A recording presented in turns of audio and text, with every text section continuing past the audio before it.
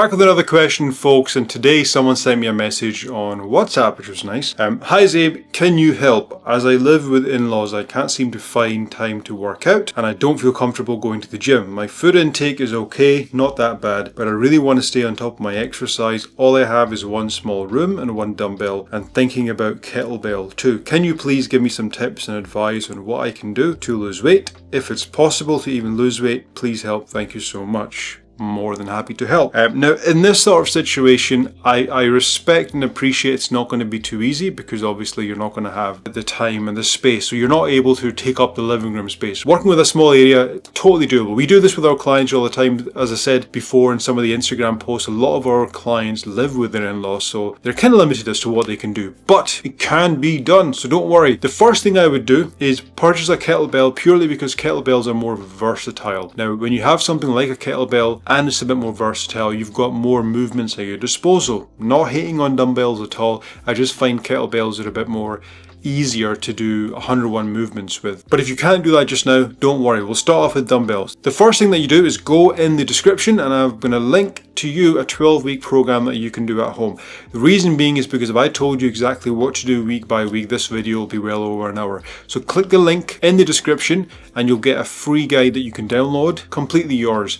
Now, when you get that, here's the thing, right? Progression's the most important thing, no matter what you do, whether you train from home or whether you go to the gym, there needs to be some form of progression. When you go to a gym, it is easier to progress. You have more equipment at your disposal, you've got more things to make things novel, it's more fun. But when you're at home, you've got the four walls, you've got a TV there, and you've got the same things that you look at every single day. So it's going to be a bit harder to push yourself and motivate yourself, right?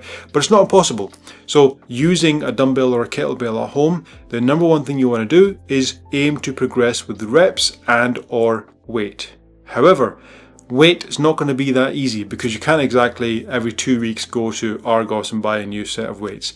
So we instead use reps and a couple of techniques like supersets and drop sets, and doing things like slowing the movement down, so what we call eccentric training essentially, and also resting, short rest times. Okay, so what you want to do is you want to follow the program, right? So for 3 to 4 weeks, everything's laid out for you with video links and everything.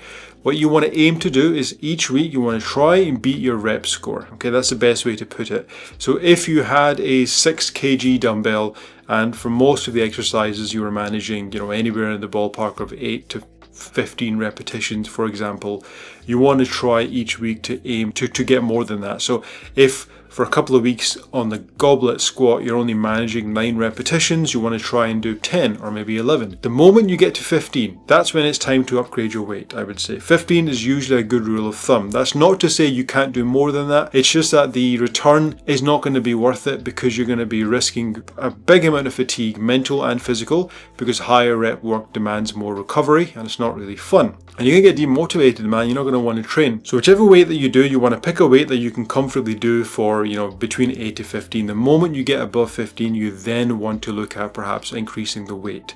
So that's a very simple way to train from home, where you don't have much at your disposal and you want to find a way to progressively overload. Now, the other thing I would say also is shortening your rest time. So for example, if you are doing a squatting movement and then a lunge movement and then maybe a hip thrust, right, which is a nice solid workout for your legs. Once you've done your first set of squats, don't wait until you've caught your breath back. So if you typically wait around 16 to 90 seconds, you don't want to be doing that. You immediately want to jump straight back into it, or you could give yourself 30 to 45 seconds. So you finish your first set of squats, then maybe give yourself only 30 seconds, okay? Time it, very important. You time it, and then you jump straight back into your next set, and you're still going to be a bit fatigued and a bit tired, but that's the point.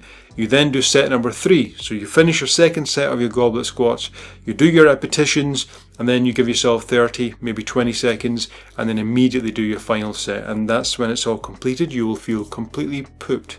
But that's a good effective way for you to progressively overload and push the muscle. Essentially, you want to be putting yourself outside your comfort zone from time to time.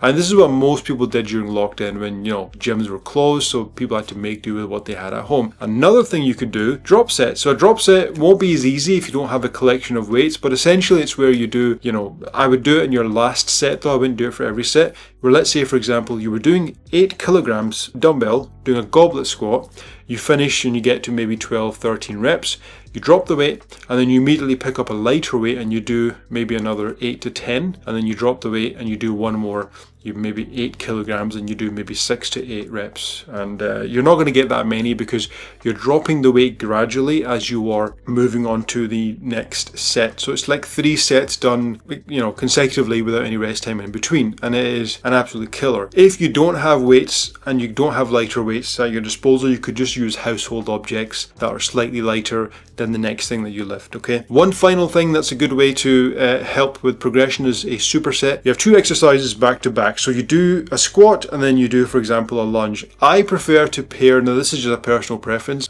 Sometimes if I don't feel like training, so if I hate training chest because it's a lagging body part for me, I sometimes will just pair 2 exercises back to back. So I'll do, like, for example, a bench press immediately into some deficit push-ups on the floor with yoga blocks, right? So I do my first set, so it's just going to be maybe 8 to 10 repetitions, and then immediately I'll do a deficit push-up. Some people call this like circuits and stuff. A circuit is where you have at least 3 or more exercises back to back before taking a break. But a superset is 2 exercises, or a giant set rather is 3 sets, where you do 3 exercises back to back and then you take a break. But with a superset, you could do, in theory, a goblet squat, and then immediately you could do another leg exercise, either that complements the same muscle or is the opposite. So you could do one for the back of the thighs, the hamstrings, because the goblet squat targets the front of your thighs, the quads. So you're doing 2 exercises back to back. So the benefit behind this is, again, you're getting more work done in a short amount of time. You're going to really push the muscle. And because of that time factor as well, you can get out of your workout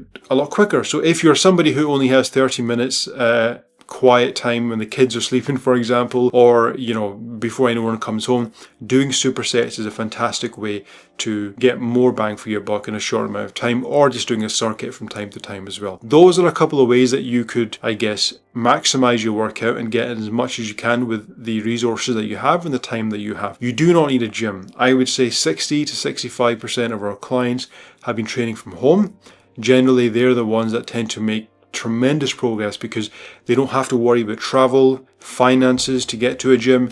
They can work out when they have time in the day. It's a short workout, it's sharp, it's snappy, it gets the job done, and they can get on with their day. So just to recap very quickly, repetitions, increasing the reps is a great way. You can increase the weight as well, but it's not easy if you can't obviously go to the shops and buy new weights every single week. You can do a superset, which is 2 exercises back to back. You can do a drop set, which is essentially dropping the weight down. For the last set, you would drop the weight down and do 3 extra sets back to back. And you also have short rest times. So that's where you do an exercise and then you maybe give yourself 20 to 30 seconds. Now, one final one I want to share with you, this is a bit more advanced, and I would say do this when you've got a couple of weeks and months under your training, under your belt, is going to be negative repetition. So the negative part of a lift is where you are, for example, doing a squat, or let's use a dumbbell curl because I'm obviously seated and you can see my upper body. So you do the curl, which is coming up, and most people just think in terms of dropping the weight down. But if you were to come down, but you slow the movement down, that part of the movement is called the eccentric portion, so the negative portion. That is something that a lot of people do not pay enough attention to. And if you actually think about it, if you're able to lift something heavy, if you're able to lift 10 kilograms and you can't lift any more, if you get someone to help you bring the weight up, you will be able to control the weight on the way down. We're actually stronger on the lowering part of the movement. That's a fact. Try it out. So if you have someone there with you, they can help you get an extra couple of reps out going up the way, but get them to move away as you bring the weight down. Now, if you wanted to do this yourself, you could. There's a million and one ways you can do it. But with a squat, for example, let's say you've got 8 to 10 repetitions, you're tired, you can't do any more, you could just thrust your way up or find a way to stand back up and then slowly lower yourself down. Okay, so slowing the movement down is a great way to tax the muscle. However, the one thing to bear in mind is this is where most of the muscle damage occurs. So you will feel quite sore for a couple of days afterwards, but that's to be expected. Okay, so slowing down the negative part of a lift is another way for you to really push the muscle and make the most of a session, especially when you're short for time. Rightio, folks, so hopefully you found that helpful. This is particularly though for those who train from home and they don't have much at their disposal. If you go to a gym, you can still use these methods, but there'll be 101 other ways that you can make the most of your workouts, and I will probably do another video of that. If you found this helpful, please consider leaving a comment below and letting me know, and hitting that notification bell, and also subscribing if you want to keep up to date with future videos that I do. Now, before you go, I recorded a video of a client that had lost a significant amount of weight in a short amount of time in a very simple way, and I want you to watch that so you get a little bit motivated, and whilst you've just seen this video, it might keep you focused and in the zone. So before you go, watch this video.